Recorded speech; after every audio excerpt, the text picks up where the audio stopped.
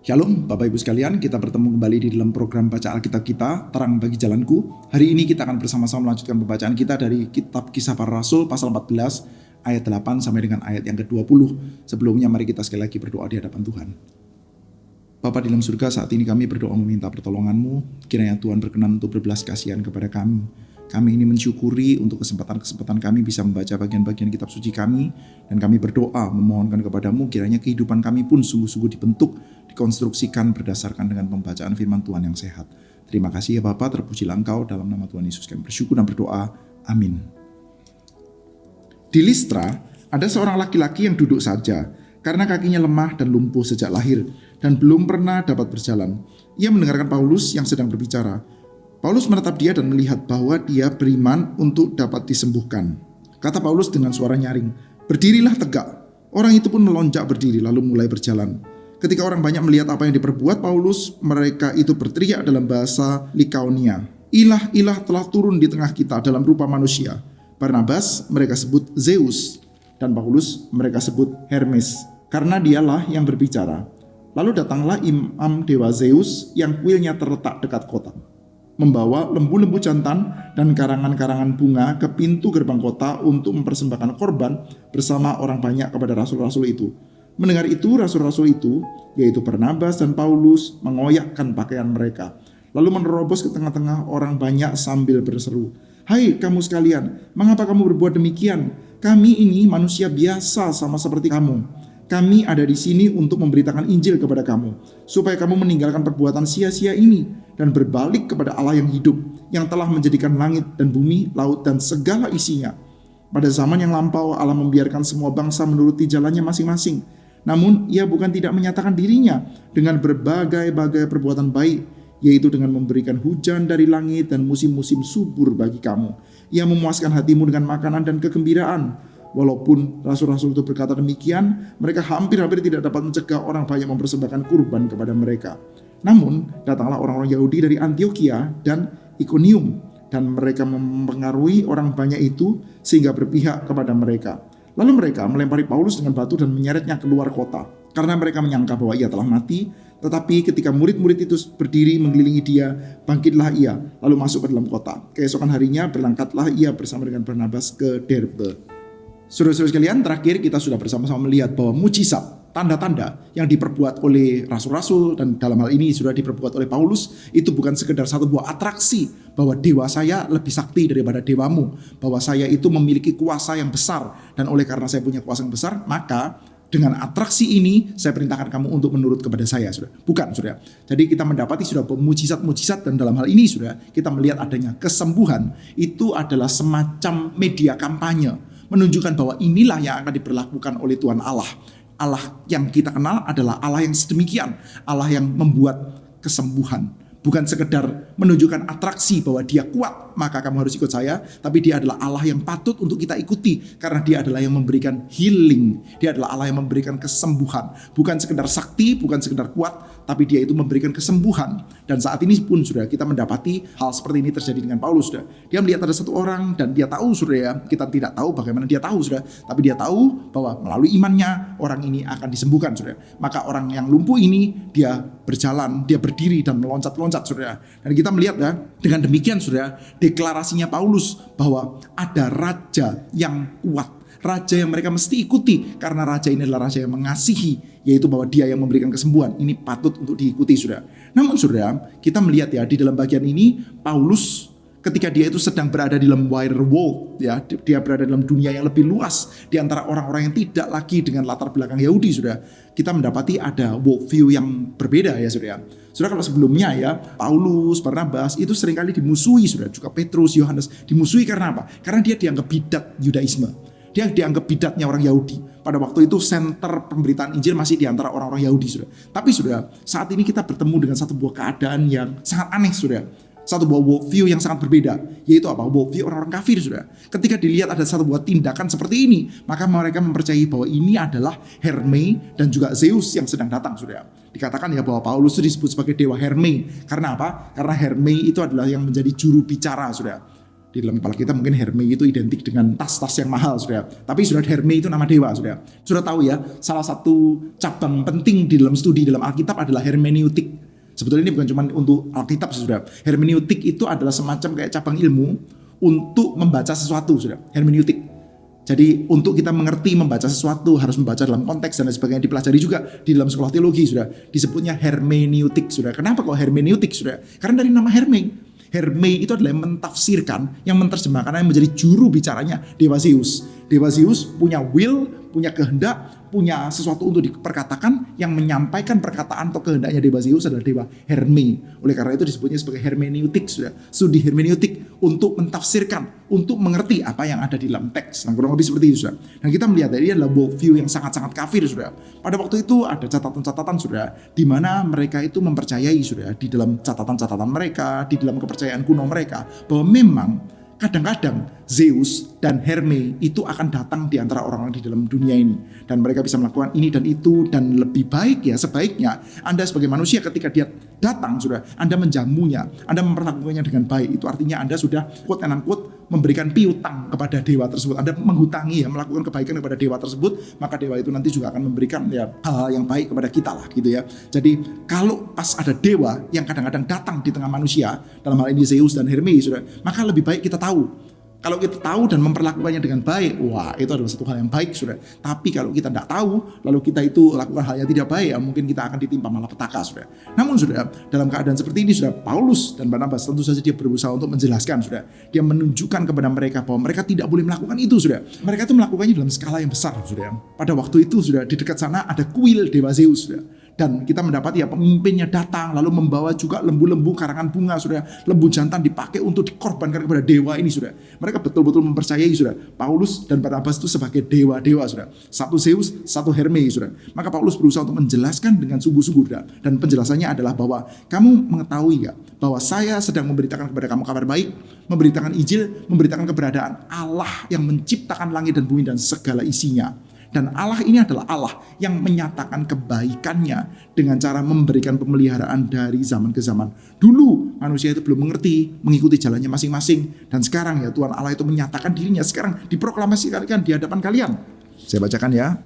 Hai kamu sekalian, mengapa kamu berbuat demikian? Kami ini manusia biasa sama seperti kamu. Kami ada di sini untuk memberitakan Injil kepada kamu supaya kamu meninggalkan perbuatan sia-sia ini dan berbalik kepada Allah yang hidup, yang telah menjadikan langit dan bumi, laut dan segala isinya. Pada zaman lampau Allah membiarkan semua bangsa menuruti jalannya masing-masing. Namun ia bukan tidak menyatakan dirinya dengan berbagai-bagai perbuatan baik, yaitu dengan memberikan hujan dari langit dan musim-musim yang subur bagi kamu, yang memuaskan hatimu dengan makanan dan kegembiraan. Itulah Tuhan yang sejati. Tuhan yang sejati bukan Tuhan yang bertindak random seperti yang dipercayai oleh orang-orang kafir ya dalam budaya pagan, saudara. Random saja, tiba-tiba saja mungkin Anda bisa kena jackpot positif. Tiba-tiba saja dewa datang. Nah kalau dewa datang dan Anda melayaninya dengan baik ya, meskipun Anda tidak tahu, Anda kira dia manusia biasa, Anda layani dengan baik, Anda dapat jackpot tuh. Seperti Anda mungkin pernah tahu ya, ada influencer, saudara. Influencer di media sosial, yang mana dia kalau ketemu orang tuh dia suka memberikan pemberian-pemberian tuh. Kadang memberikan uang, kadang memberikan handphone atau gimana, saudara. Saya pernah dikasih tahu itu, saudara. Satu orang kawan ya pernah didatangi sama influencer seperti itu, dibelikan HP, saudara. Dibelikan handphone apa saya lupa lah. Tapi kalau tidak salah ya sejenis gadget gitu lah. Ditanya ya, kamu kenal saya enggak? Oh kenal, kamu kan influencer ini kan, kamu kan yang terkenal di media sosial itu. Coba kamu ada follow saya enggak di media sosial tuh? Lalu dilihat, oh iya betul follow. Kalau gitu kamu saya hadiahi. Hadiahnya apa? Ya hadiahnya handphone atau gadget atau apalah kira-kira gitu, saudara. Nah ini kan random, saudara. Saudara bertemu seperti itu adalah bertemu dengan keadaan-keadaan yang random. Ya untung-untung saja kalau pas ketemu sama orang itu, terus saya mendapatkan uang atau mendapatkan gadget atau mendapatkan whatever lah. Ya pokoknya mendapatkan keuntungan tertentu. Dewa-dewa ya kurang lebih seperti itulah di dalam dunia orang-orang kafir, saudara. Karena apa, saudara? Karena mereka memang mendapati, saudara. Dewa-dewa itu unpredictable. Kadang-kadang begini, kadang-kadang begitu. Kalau pas Anda itu tidak tahu, pas ada dewa datang, Anda tidak menjamunya dengan baik, atau bahkan Anda melakukan hal yang buruk ya, wah nanti ya Anda bisa kena malapetaka. Dewa-dewa itu agak random. Kadang-kadang ya dia bisa memberikan berkat-berkat, kadang-kadang memberikan kesukaan, kadang-kadang bisa memberikan malapetaka. Tergantung saja moodnya dia lagi oke atau lagi nggak oke. Kalau dia pas lagi nggak senang ya Anda akan bisa terkena celaka. Nah tetapi Tuhan yang sejati bukan Tuhan yang random seperti itu. Allah yang sejati yang diberitakan oleh Paulus adalah Allah yang menciptakan langit dan bumi dan segala isinya dan sudah menyatakan kebaikannya dengan memberikan pemeliharaannya dari zaman ke zaman, memberikan musim, memberikan keteraturan, semuanya itu adalah dari Allah yang hidup. Maka sekarang Paulus dan Barnabas memberitakan Allah yang sedemikian. Kamu berhentilah dari perbuatanmu yang sia-sia itu, yang kamu gak tahu kamu melakukan apa. Sekarang membawa lembu untuk diberikan korban. Kamu bahkan gak tahu manusia biasa sekarang mau kamu kasih persembahan korban, begitu ya. Ini kan jelas-jelas menunjukkan ketidaktahuan mereka, saudara. Tetapi sudah pada waktu itu ya, ada orang-orang Yahudi, saudara. Ada orang-orang Yahudi dari Antioquia, dari Iconium, saudara. Dan kita mendapati ya, pada waktu itu mereka masih tidak terima ya, saudara ya. Karena Paulus itu dianggap sebagai mengacau ya di tengah-tengah di antara masyarakat Yahudi. Mereka datang dan menghasut rakyat, saudara. Kita nggak tahu menghasutnya dengan sebutan seperti apa, mengatakan apa. Mungkin ya sudah mengatakan, hei, kamu jangan sembah orang itu. Dia dalam satu hal itu betul, yaitu apa? Dia bukan dewa Zeus, dia juga bukan dewa Herme. Dia itu baru saja dari kota kami. Baru saja dari Iconium, baru saja dari Antioquia, dan mengacau sekali mereka itu di sana itu. Mereka mengacaukan ibadah kami, mereka mengacaukan agama kami, mereka memberitakan bahwa seorang kriminal itu adalah Tuhan. Mereka itu upside down lah, memutarbalikkan fakta, realita. Maka sudah orang banyak yang tadinya sudah mau menyembahnya sebagai dewa Zeus, begitu tahu sudah, ternyata seperti itu ya. Ternyata di dalam kota sebelumnya sudah diketahui ya. Maka Paulus dan Barnabas pun dilempari batu, sudah. Dan ini bukan sekedar dilempari batu, sudah. Kalau kita lihat ya, penghukuman lempari batu, sudah. Itu kan macam-macam ya. Kita tidak suka. Kalau zaman sekarang kita ngomong ya, orang tidak suka sama orang dilempar batu dan sebagainya, sudah. Tetapi sudah, kita melihat ya, ada orang-orang Yahudi yang menghasut, sudah. Orang-orang Yahudi yang menghasut. Dan bagi orang-orang Yahudi, kita melihat bagi orang Yahudi, penghukuman mati dengan dilempari dengan batu itu kan semacam kayak bukan sekedar mematikan, tapi itu adalah semacam kayak penghukuman ritual. Seperti Stefanus, sudah. Mereka bukan sekedar mau ngebunuh, sudah. Kalau membunuh itu paling gampang kan ya, maaf ya, sudah ya. Metode pembunuhan kan ada yang jauh lebih simpel, sudah ya. Misalkan ditusuk lah, atau digorok lah, atau bagaimana, sudah. Tapi dilempari dengan batu itu kan satu buah penghukuman ritual. Bahwa kamu itu melawan Tuhan, kamu itu bidat. Kamu dihukum lempari batu sampai mati, sudah. Dan sekarang sudah, ketika Paulus dan Barnabas memberitakan kebenaran untuk berhadapan dengan orang-orang pagan, sudah. Justru dia dilempari batu sampai dipikir hampir mati kan, sudah. Dipikir akan mati, sudah ya. Nah ini ya, lihat ya. Datanglah orang-orang Yahudi dari Antioquia dan Iconium, dan mereka mempengaruhi orang banyak itu sehingga berpihak kepada mereka. Lalu mereka melempari Paulus dengan batu dan menyeretnya keluar kota, karena mereka menyangka bahwa ia telah mati. Ya, Paulus diseret keluar kota karena mereka menyangka bahwa ia telah mati, sudah. Dia dihukum mati sebagai seorang bidat ketika dia sedang memberitakan Allah yang hidup, sudah. Di sini sudah kita mendapatkan semacam cicipan ya. Memang Injil Tuhan sedang on the way to Rome, sedang menuju ke ujung bumi.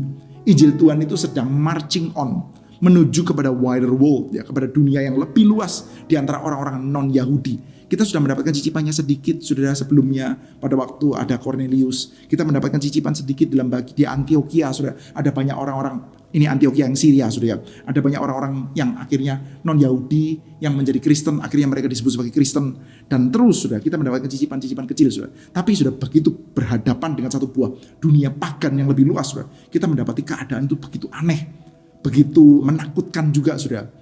Nah, ini satu buah berita diberitakan dengan tanda dan mujizat. Mereka dianggap dewa. Ini kurang salah dari mana lagi, sudah? Salahnya sudah maksimal, sudah. Sudah gitu ketika mereka dihasut, sudah. Yang tadinya dianggap dewa, sekarang dianggap sebagai ya mungkin meniru dewa atau pengacau, sudah. Lalu dilempari batu sampai dianggap mau mati, sudah. Injil Tuhan memang sedang menuju kepada dunia yang lebih luas. Memang sedang akan disaksikan sampai ke ujung bumi, sudah. Tapi sudah, kita melihat ya, ketika di satu sisi Injil itu unstoppable, nggak bisa dihentikan.